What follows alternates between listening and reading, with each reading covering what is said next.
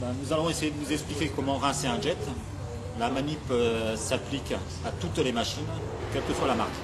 Okay, nous verrons ensuite quels sont les différents types de raccords existants, suivant pareil le modèle ou la marque que vous avez.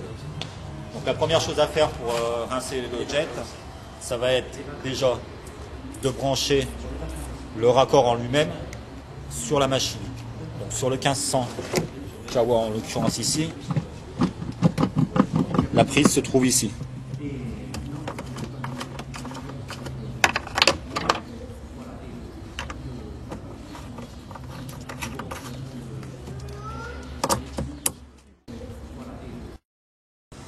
On démarre la machine. Une fois qu'elle est en route, là seulement on rapporte de l'eau.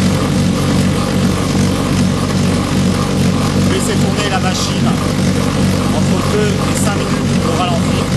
Ça ne sert à rien d'accélérer, ça ne rincera pas mieux.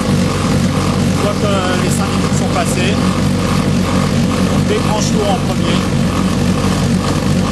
Une fois qu'on a débranché l'eau, toujours donner 2 ou 3 coups de gaz pour évacuer l'eau qu'il y a dans le système de refroidissement.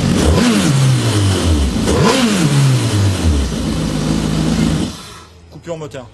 Une fois qu'on a fait ça, donc c'est la première chose à faire quand on rince sa machine. Ensuite, on va pouvoir rincer toute la partie mécanique et toute la partie de la coque. Le fait qu'on ait déjà rincé, on n'est plus obligé de redémarrer la machine. Et de ce fait-là, même s'il y a un peu d'eau qui rentre dans la boîte à air ou au niveau d'une connectique électrique, ça aura le temps de sécher.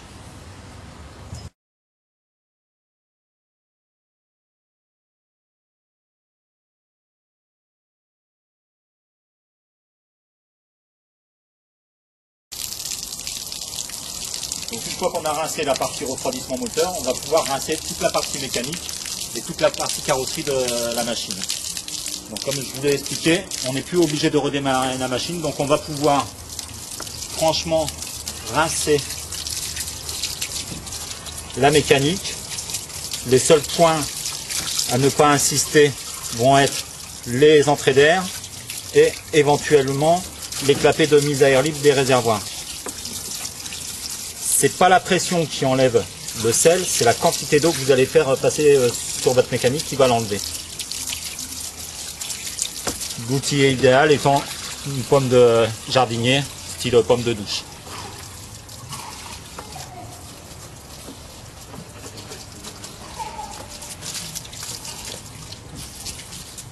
Donc là, la partie mécanique. Ensuite, pour toute la partie carrosserie, un savon quelconque, style Minimir. C'est ce qu'il y a de moins cher et c'est très efficace. Vous rincez toute votre coque, intérieur, extérieur. N'hésitez pas à vous pencher, à envoyer de l'eau au niveau des commandes de direction. Et partie importante aussi à rincer va être toute la partie de transmission. Donc là pareil, n'hésitez pas aller chercher à envoyer le tuyau dans la turbine pour rincer un maximum, enlever un maximum de sel.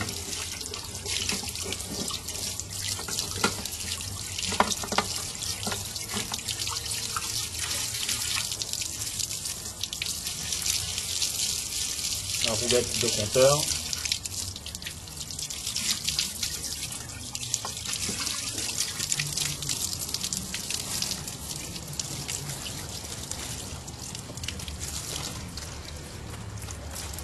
Une fois que nous avons nettoyé la machine, il faut vider l'eau qui se trouve à l'intérieur de la cale. Donc on ouvre les bouchons de nappe et on soulève l'avant de la machine afin d'évacuer l'eau qui se trouve dans la cale.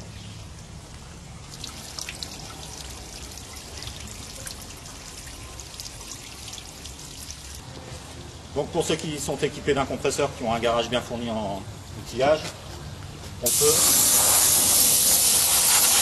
accélérer le séchage de l'ensemble de la mécanique.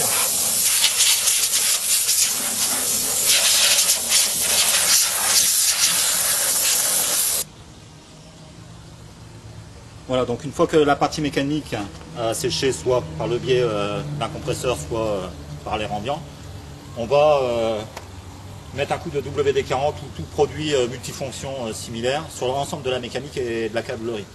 Donc tout ce qui est turbine, moteur, colonne de direction, petit coup de WD-40 ou produit gras.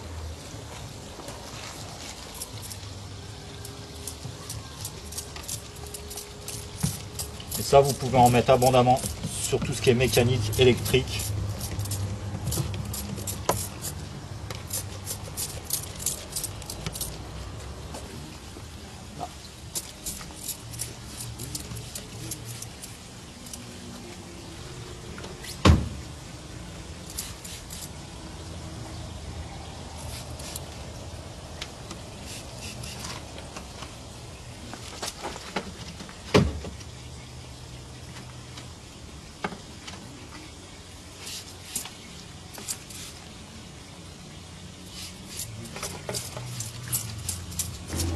Pareil, produit multifonction au niveau de la commande de direction à l'intérieur, car ça reçoit beaucoup d'eau salée dès que vous en fournez un peu, et c'est un endroit où on ne pense rarement à aller nettoyer. Faites-le, un câble de direction, c'est au minimum 120 à 180 €.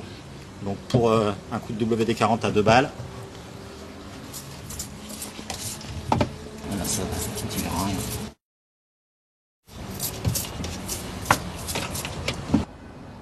Sur tous les Yamaha, vous allez trouver à un endroit ou à un autre ce type de raccord.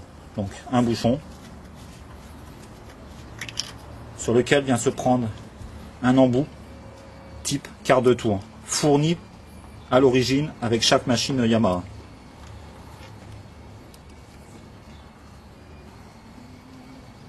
Donc pour la dépose, quart de tour, n'oubliez pas de remettre le bouchon. Bien que le système soit équipé d'un clapet anti-retour, il peut y avoir néanmoins une légère fuite, donc par sécurité, refermez toujours le bouchon. Donc seuls les vieux jet à bras ne sont pas équipés de ce raccord. Donc sur les Sea-Doo, à partir de 96, sur toutes les machines, vous avez un tube qui sort fileté sur lequel vient se prendre le petit raccord qu'on vous a montré tout à l'heure. Cet embout sur les Sea-Doo peut rester en permanence sur la machine. Il n'altère en rien le système de refroidissement étant donné que c'est une sortie. Donc sur toute la gamme des anciens Kawa, les prises se présentent de cette façon. Donc avec un manchon sur un raccord, soit sur l'échappement, soit sur la culasse pour les plus anciens modèles en bicylindre ou en tricylindre. Donc tournevis, on enlève le collier, on enlève le caoutchouc. Et là-dessus vient se prendre par le biais du collier, donc avec un raccord type. Après rinçage, n'oubliez surtout pas de remettre le manchon et primordial, le collier. Si le manchon s'en va, la machine se remplit d'eau. Donc en cas de machine non équipée de kit de rinçage, le temps que vous fassiez cet équipement, on a une solution de secours. Vous démarrez votre machine et au niveau de votre tuyau d'eau, vous venez vous positionner sur la piscette du refroidissement de l'échappement. L'eau va passer en sens inverse et va rincer votre machine. Cela ne reste qu'une solution provisoire.